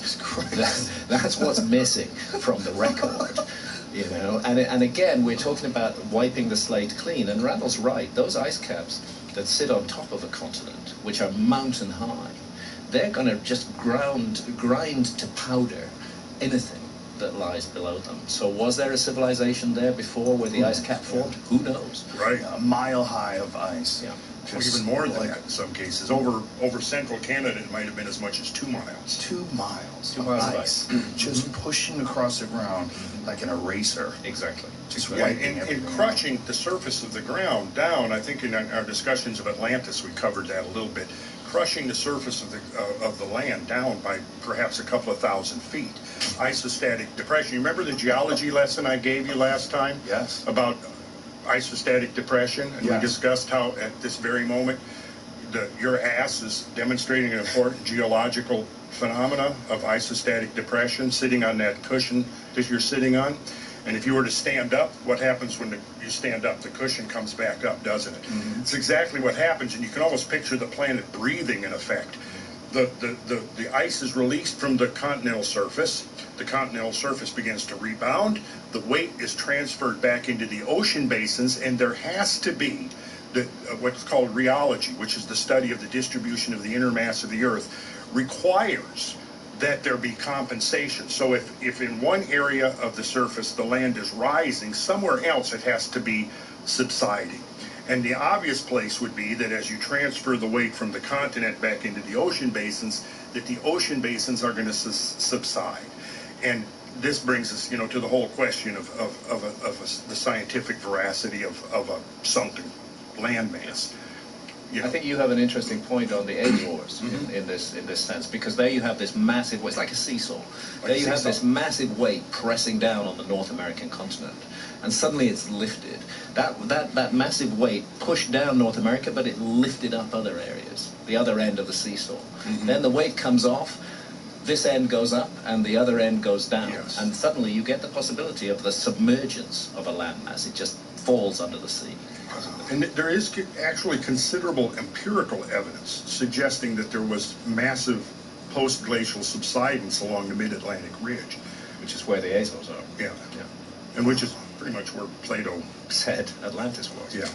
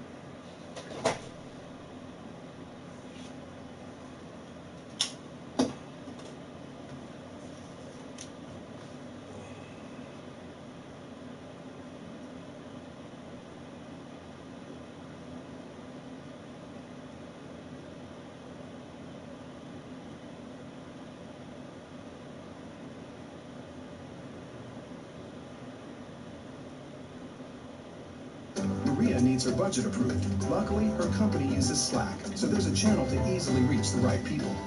There, she can post a file and get approval from the finance team in real time. Channels in Slack, where work happens. You did a show in Reno this weekend, I understand. Yes, I did. Okay, how did it go? It went great. It was just, you know, a big show. Everything went great. And then one person, I was making fun of the military, you know, which you can't do now.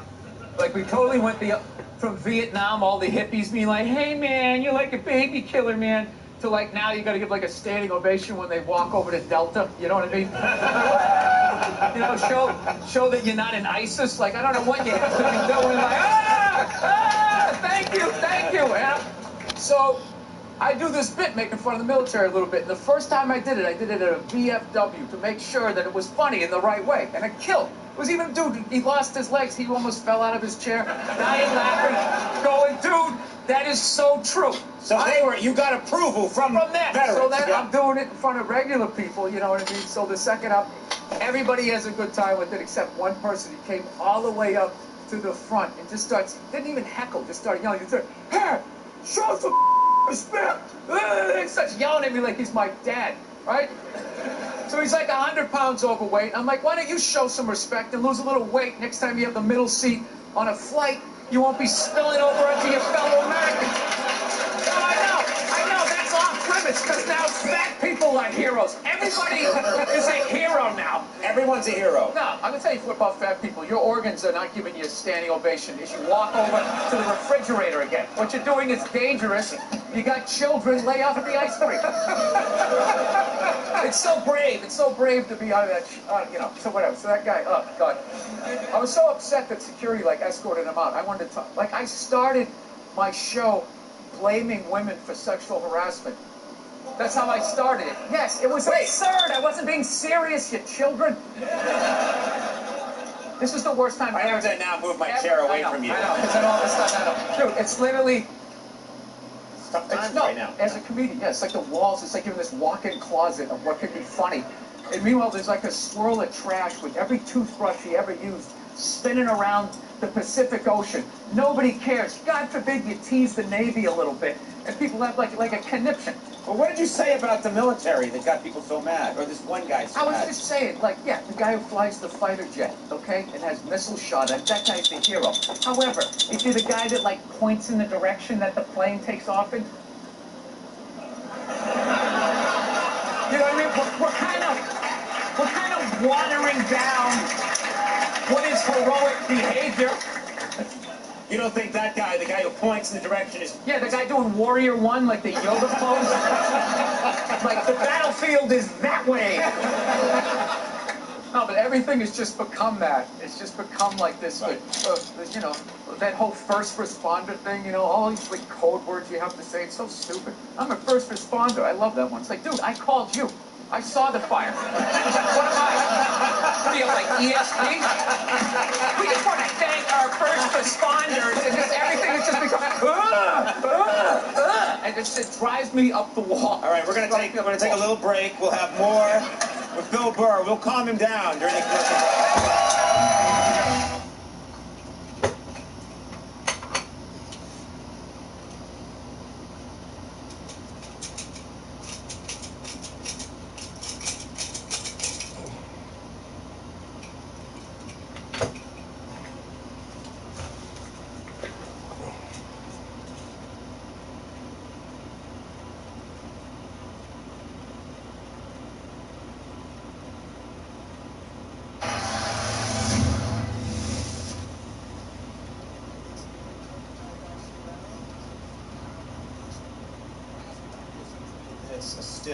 It's about Alexa. I think we have it.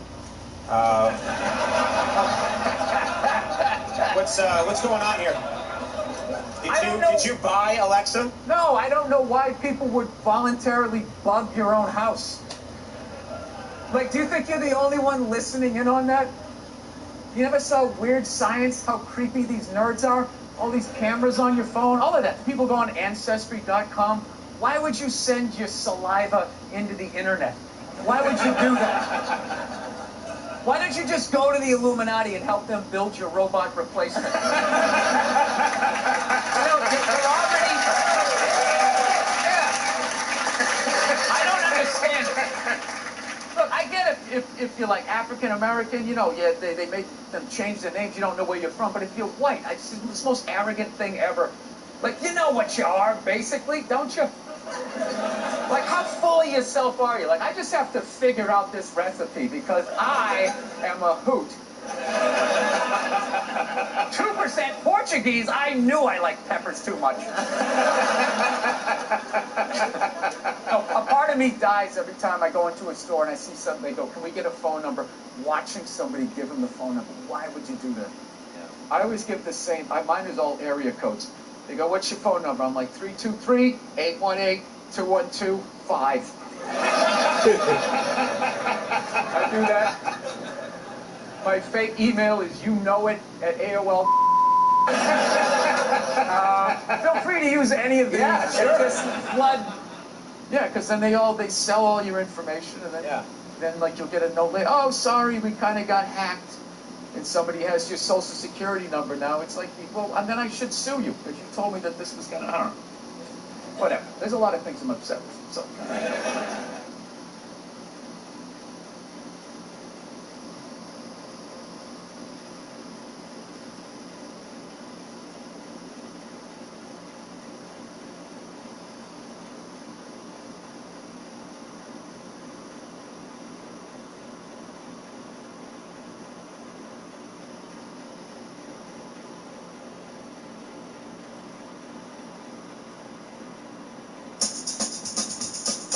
I didn't think Lance owed anybody, he didn't do anything to me. You know what he did for me? He raised $500 million for cancer research. That's what that lie did. Yeah. That was great.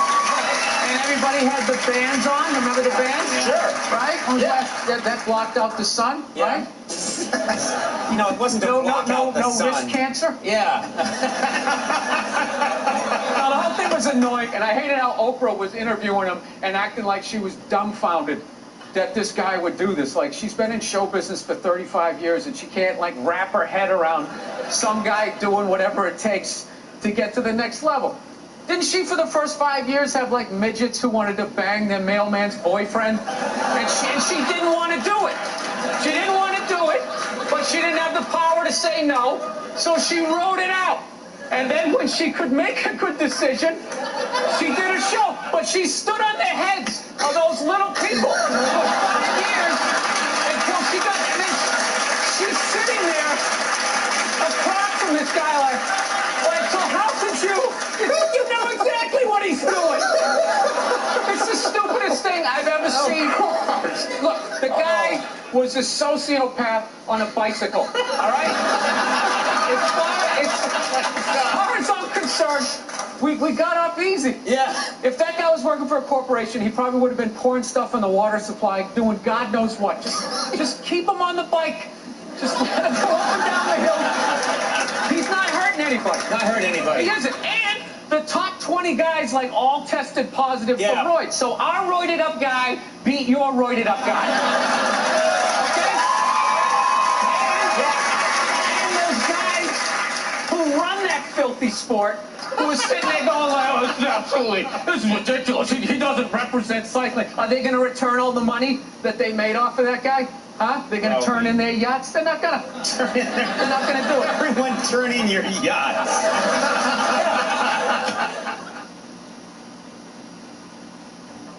If you're self-employed, you're probably keeping track of the miles you drive so you can write them off on your taxes. If you're using pen and paper or some other method to track your miles, you're likely losing money. When you miss tracking just one trip, You always have an interesting take on what's happening in the world. First question, everyone talking about voter turnout. Did you vote yesterday? Yes, I did. You did. Good for you. Yes, I did. Got to vote. Yes, I did. I can't quite remember who I voted for president. It wasn't Trump or Hillary, though. I didn't like either one of them. Really? You didn't like either one? No, I didn't. I couldn't stand her. She dresses like a real estate agent, like her doing this thing with her head. Yeah. The other guy's saying, take people's coats. Yeah. They just didn't offer anything for me. No, so they didn't appeal to you. No, they didn't. And I don't understand why everybody's so upset. Yeah. You know, like, what's going to happen to you? If you liked Obama, did he call you at all in the last 8 years? Did he ever put a sandwich on your table? You do that. You're going to keep doing that. You're going to be fine. Right. Everybody's like, oh, what's he going to... Oh, my God. Dude, I have to say, though, him winning is the most astounding thing I've ever seen. It was a surprise. No. Surprise. Dude, like, you're talking like Lake Placid, the Olympics, when we beat the Russian, buries that. Kirk Gibson's home run is a joke. Right. The Giants beating the undefeated Patriots, that's all a joke. Dude, the star of a reality show is going to run the country. The guy who decided if Brett Michaels or Cyndi Lauper would make a better CEO for a company that doesn't exist. He's running stuff. It's unbelievable. Yeah. He was the shit, though. He was like He just reminded me like when I didn't read the book, and I'm just winging it, you know? And I went, how you gonna do that? Oh, you'll see. You'll see. It worked. Dude, he is the greatest shit talker of all time. He sat at like $100,000 breakfast while the president trashed him. Humiliated. It was a couple years ago. Yeah, I'm jumping around. White House Correspondents' Dinner, yeah. Thank you. Thanks for giving it structure. Yeah. Humiliated the guy. Right. My wife would love you. She'd sit next to me during brunch. She never knows what I'm saying. Yeah. Sits there, the guy totally trashes him. He's absolutely humiliated. And within like 2-3 years, he had that guy's job. Right. So you could never talk shit to him. Going, hey, Donald, you know, one time I was in a bar and this guy came in, oh, really? One time I was sitting, I paid $100,000 for breakfast. The President Trump, what the hell's his name? Barack Obama. Yeah, Obama. Yeah. I'm giving you structure now. Yeah. Obama. He trashed me. 2 years later, I had a f***ing job. I kicked him out of his house. Well, how did you think the night would go? I thought Hillary was going to kill him. Yeah. I totally did. I was sitting there going like, you know, I thought he was going to do okay, but then it was unbelievable. It's like one of those things like you're watching a game and you don't care who wins. You know what I mean? You just, I'm just hoping it's going to be a good game. And then all of a sudden, you know, if one team's up by like 30, you're thinking, and he just came in and I don't know, the Statue of Liberty. I don't know how he did it. It's astounding. Are you worried about him at all being in office? Do you think, does it concern you? I don't know. I feel like the president, you only see him like once every 3 weeks. You know? It'd be like if you were dating a chick and she was a jerk, but you only saw her once every 3 weeks. It's like no way she could break your heart, you know? What? No, you gotta see people they're day to day. Yeah? Well, what do you think his presidency is going to be like? You know, a forecast for us. What's it going to be like? I have no idea. I have no idea. All I know is the other one used to go to those Bilderberg meetings, you know, where they'll dress up like yaks and have those eyes wide shut parties. So I didn't know what she was going to do. Wait, Hillary Clinton? Oh, yeah. What are you talking about? That meeting they have underneath the mountain. What are you talking I brought you out here to bring perspective and knowledge at a painful time, and this is madness. I don't have She dresses like a yak and meets under a mountain. What do you want me to say? Like this whole thing, none of it makes sense. Like this guy saying he's going to build a wall from California to like El Paso, Texas. Like, dude, I've done that drive. That's like a 2-day drive, 85 miles an hour. Like, like you're going to build a wall. You're really going to do this. Like, how much is this going to cost? How many times you're going to go to Home Depot? Like, how big is this thing going to be? Look how long it took to build the Freedom Tower, and we wanted that. That took 15 years. Dude, by the time they build that thing, we're going to be the ones going over it. No,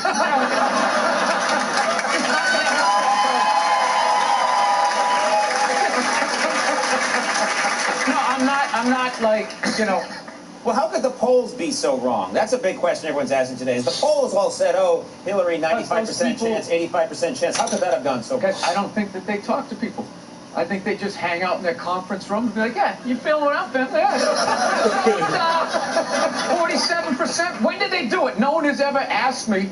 And I also think if you're any sort of a normal person, if just somebody came walking up to you with a clipboard, like, hey, who are you voting for president? You'd be like, hey, none of your f***ing business. And you just walk away.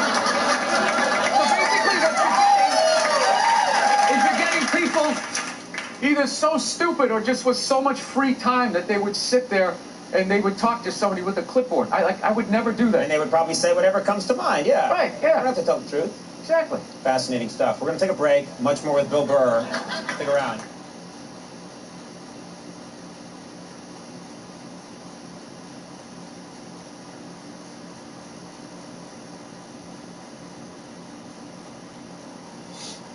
We got a lot to talk about. We're both New Englanders. I knew this was stupid to take this booking the day after the Super Bowl. I knew it. It was either going to be a joyous occasion for us. But I would look bad. I'd look like the fat kid that ate all the cake, you know, gloating about my team. Or we were going to lose. And, you know, whenever my team loses a Super Bowl, we've lost 5, I just close the curtains and I stay in there for like 3 days. Now I'm out here smiling and waving like I'm in a good mood. Yeah. And I'm not. You're not in a good mood. You're angry. No. You're angry about the Super Bowl? No, it sucked. Yeah. Sit there. But there was no defense the whole damn game. Look at that 2 punts. It just, I don't know. Wasn't good. I told my wife right after the game, like, I'm fine, we won 5. I'm good. I just drove home in total silence. And then we somehow got into an argument about Janet Jackson. You know, about the whole, that incident years ago. Yes, exactly, yeah. I didn't have any sympathy for it. It was network television. You know, I wouldn't take my balls out on NBC at the game, you know, and expect that people watching wouldn't have a problem with it. It was a risky stunt. I think there was more interest in her breasts than your balls, to be frank. I'm just going to say, I would slight difference in interest there. Yes, there definitely is. Did you break down, there were different parts of the game, a lot of New England fans get upset that Brady didn't catch that pass. He should have laid out. What? Super Bowl. He should have laid out. He should have extended his whole body and grabbed it. You know what's funny was when on that play, you actually saw his age. You know, when he stands in the pocket, he looks 25. The second he starts running, it's like, dude, I could D this guy up. Like, did you see last year when he threw that pick 6, when he dove to tackle that guy, it looked like somebody threw a dead body out of a car. His arm moved, and that was it. But when he stands in the pocket, he looks like an astronaut. This guy's gonna live forever. Yeah. He's like Cocoon or something. Yeah. So when he missed that pass that they threw to him when he was the receiver, you felt a little better about your age. Okay, this guy, he can't. I couldn't get I knew I was nervous before the game because the Eagles evidently had this great defense and they didn't stop anybody either. It was the weirdest game, and then they had that trick play with Nick Foles. Collinsworth just kept talking, I'm going to have the most unbelievable trick play ever. It's like the Patriots just ran that play. They're acting like they've never seen it before. You seem unhappy about this game. Yeah. No, I'm unhappy that I got to sit there and act and be all excited and start promoting stuff. I'm not in a, you know, when your team loses a championship game, it's like you don't go on Facebook, you don't go on Twitter, you just don't answer your phone. You just do that until like baseball season, and then it's fine. Yeah. But look at you. You're on national television. Yeah. It's hours later. I got to relive the death all over again. Yeah.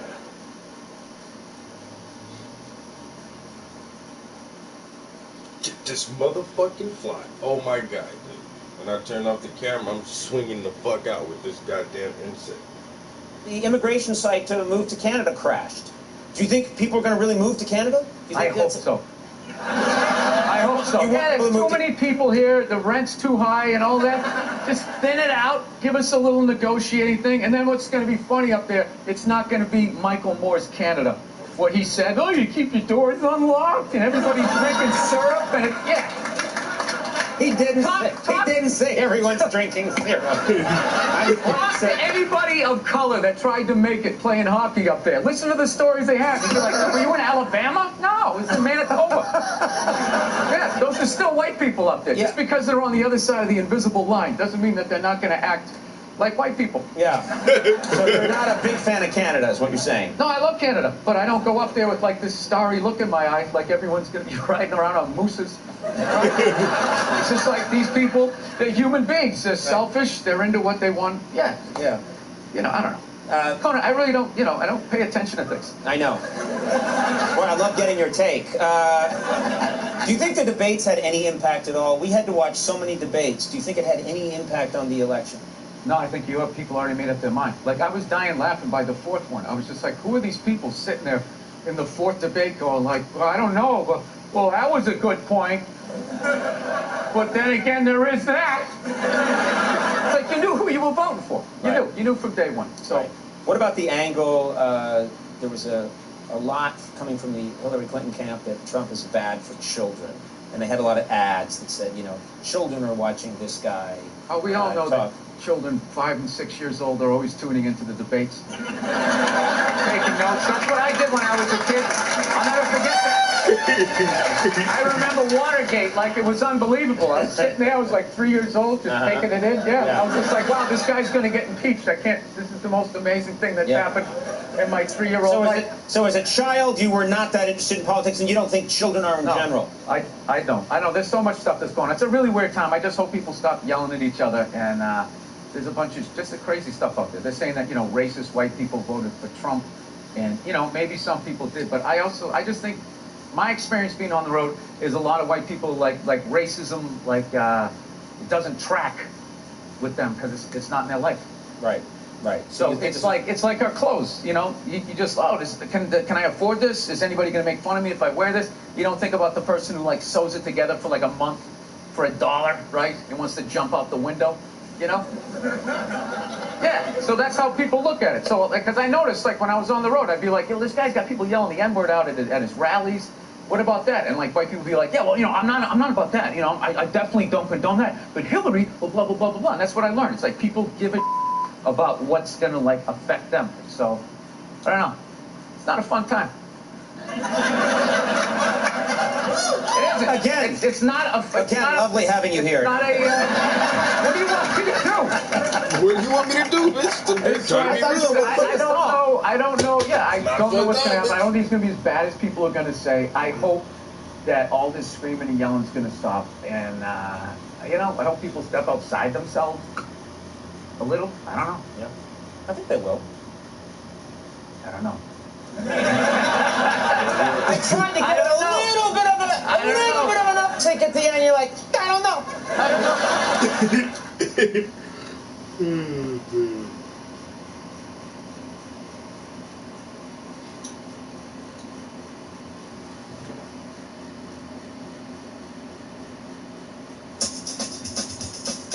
Oh, good to have you on again. Thanks for being here. It's nice to be here. You know what? I actually have the same dream about the somebody coming into my house. This happens a lot, actually, where I'll be just falling asleep and I'll think, I'll run through an entire scenario of a home invasion. And I don't have any kind of weapon in my house. So you want to go with the .22 caliber, right? Perfect gun to shoot in the house. It's a low caliber gun. You can't really kill anybody from a distance, you know? So if they take a hostage, you can just start shooting at them. Perfect. Just let it go. That's good to know. Yeah. So whenever I'm on the road, I talk about getting a .22. Everybody makes fun of me. You know, because, you know, it's that guy thing. Like, oh, what, are you going to shoot a squirrel? Yeah. With your little, you know, little gun? But if you're in a house, that's what you want. A little .22. You know? I'm basically teaching you guys how to kill somebody, I think. So it's 22 you think is superior to the well, you don't want to get part like of a vacuum cleaner. Yeah. You don't have like a .44 Magnum. It's like you're going to shoot through the guy, through the wall, blow your dog's brains out, like drop the engine out of your car. Way too much. Just get like a little .22. You can still hear, but you miss. Right? No, I shot a .38 one time with no hearing, with no hearing protection. Yeah. I was doing landscaping for this guy, and all of a sudden he was like, "Oh yeah, that follows." Yeah. That needed killing. Yeah, and he was like, "I got this 5-shot .38. I never shot it." It was the 80s, so you're like, yeah, why not? You can't explain anything by just saying, oh, it was the 80s. Why did you do that? It was the 80s. We went down the street, somebody burned a car for insurance, so we were shooting at that, and after the first shot, I couldn't hear anything, and I never forgot that. So if you're in a house and you miss, now you can't hear, you're blinded by the muzzle flash, this guy's coming around your bed with a sickle, and you're shooting the wrong way. He's got a sickle? Is he harvesting wheat? What's he doing? What's he doing in your house? I know. I honestly, as you get older, you think about safety, and like I totally relate to that. Yeah. When you're home alone, it's just that feeling. Yeah. It's just you're the only person there. You're what's for dinner. If somebody comes in, it's on you. That's why I never was comfortable in a motel. What? Because you're just laying in this bed like 2 feet from a door. That just opens up into the parking lot. Any guy can come in, and you're just not ready to have a fight to the death. You're just laying there. You turn the guy comes in. So to be honest, I'm never ready to have a fight to the death. It's not. It's not like in a motel. You think in a motel, it's like you're particularly vulnerable. In a motel, you should. You know, just drive by a motel and just look at it. You're just looking at those doors like there's people in there. Just laying on beds like naked, you know, just laying there. And the door is like that thick. It's barely. You could put your foot right through it. He's gonna be like that. That's it. Last thing you're gonna see is just you're gonna be looking back at your own body. Like okay. You're crazy. No, I do think about that. Oh dear. How much football do you watch a week? I watch 2 games on Sunday. I tape 3. Right. Then I watch the Monday game, and then Tuesday I watch one of the 3 that I taped. Wednesday I watch another one. Then I watch the Thursday night game, And then Friday, I got to watch the Sunday night game. Then Okay. Saturday, I watch college football. Okay. And it's fine. Okay. Because I have a simple male brain that could just sit there and just enjoy it. I can just enjoy it. So does your wife watch any of these games with you? Does she? No, she has the female, complex, multitasking brain. That's why they can't be happy. They just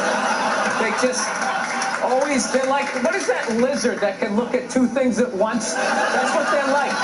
So they got the shoes they want, and then they see some other woman walking and go, oh, look at this skinny bitch over here. She thinks she's cute, right? And that's what I've learned. Oh, God. You know what makes women happy? Nothing. Makes them happy, and that is why they are slowly taking over the NFL, because it ignores them that we can just sit there with like a pizza and a drink, like, dude, that's not holding, and just be like, and enjoy ourselves. So you're saying that because you're happy, that you think your wife and women in general want to take They're jealous of it. They're jealous how simple the male brain is, that you can just sit there and be entertained and find true happiness, and it just bugs them, so they gotta ruin it. And they're slowly taking over the NFL. You know, all next month, once again, they're gonna dress everybody in the NFL like newborn baby girls, for whatever reason. Did you forget that there's breast cancer for a year ago? Yeah, so they did it last year, and they're gonna do it again this year. Yes, they're slowly gonna take it over, and they're gonna move us up. Because I'm telling you, I don't understand why they keep trying to go into a male football league. It's like, why don't you guys band together and start your own league? Get your own thing going. But I realize they don't want their own thing. They don't want their own shit. They want our shit. I don't know what it is. And I think it's because we're happy. We're just sitting there enjoying ourselves, having a good time without them. It drives them nuts. And they just got to go in there and ruin it. So they got women's basketball. They don't even like it. They don't even like football. They don't even like football. Like, I don't get it. I don't get like the fascination. Like, if my wife is having like 3 of her friends over, I screw. I leave. I don't need to be there and ruin it for her. I know you guys. I'm going to change the dynamic because I'm there and you can't talk about 100% female stuff. Out of courtesy, I'm going to get out of there. I'm going to leave. But they can't do that, you're saying? One guy, one chauvinistic jackass up there understands what I'm saying. All right, now, you know... Whatever, I'll tell that story better next time. I'm going to get it right, all right? Next time I'm going to get it right. I'll explain. I'll embarrass for my actions.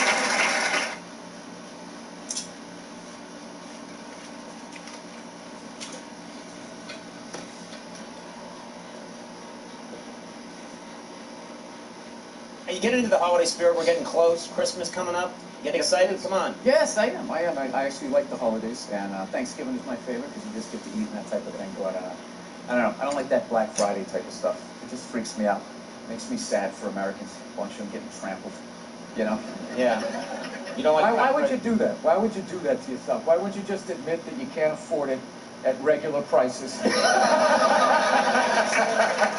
back the next day. Come back the next day like a gentleman. Just walk in there, pick out what you want, and if your kids get less, they get less. That gives them drive. You know, rich kids just sit around, you know, doing blow, sitting in Ferraris. They don't do anything. It's the poor kids that they make stuff happen. So yeah, you don't get trampled, grabbing your wig. You know, suspenders flying off. It's so sad. To do what? Get an above-ground pool for $30 off. There's nothing in Walmart worth getting trampled over. There's nothing. It's processed meat. Processed meat, clothes. All of it. You're gonna get trampled. Like maybe like a high-end store. Like you wouldn't. I don't even know where. There's nothing worth getting trampled. It just makes me depressed. Yeah. That you would do that. People sit out for like weeks. There's a week. They don't even go to Thanksgiving. Yeah. Like they're on their cell phone and their mom's crying. I just think you'd want to spend it with us. And you're sitting out there in that parking lot, feeling those people breathing down the back of your neck, just going like, knowing who you're gonna elbow. It's just the saddest. There are women that waited 22 days at Best Buy. They waited 22 days. And what did they get? What do you think they got? I don't know. They got trampled. Yeah. The thing is, if you're gonna go there, you don't want to be at the front of the line. You want to be about 40 deep, and I figure you pop out of the line and you wait till that first wave or two falls down, and then you go over the top like Walter Payton back in the day. Roll out of it. But even then, you gotta know where to go in the store. Like, where is the thing that is on sale, right? Where are those mint Milano cookies or whatever they have that you're gonna make a beeline for? On that linoleum floor, you're gonna blow out an E. It's like, it's just set. All right, guys, I'm out of here. Peace.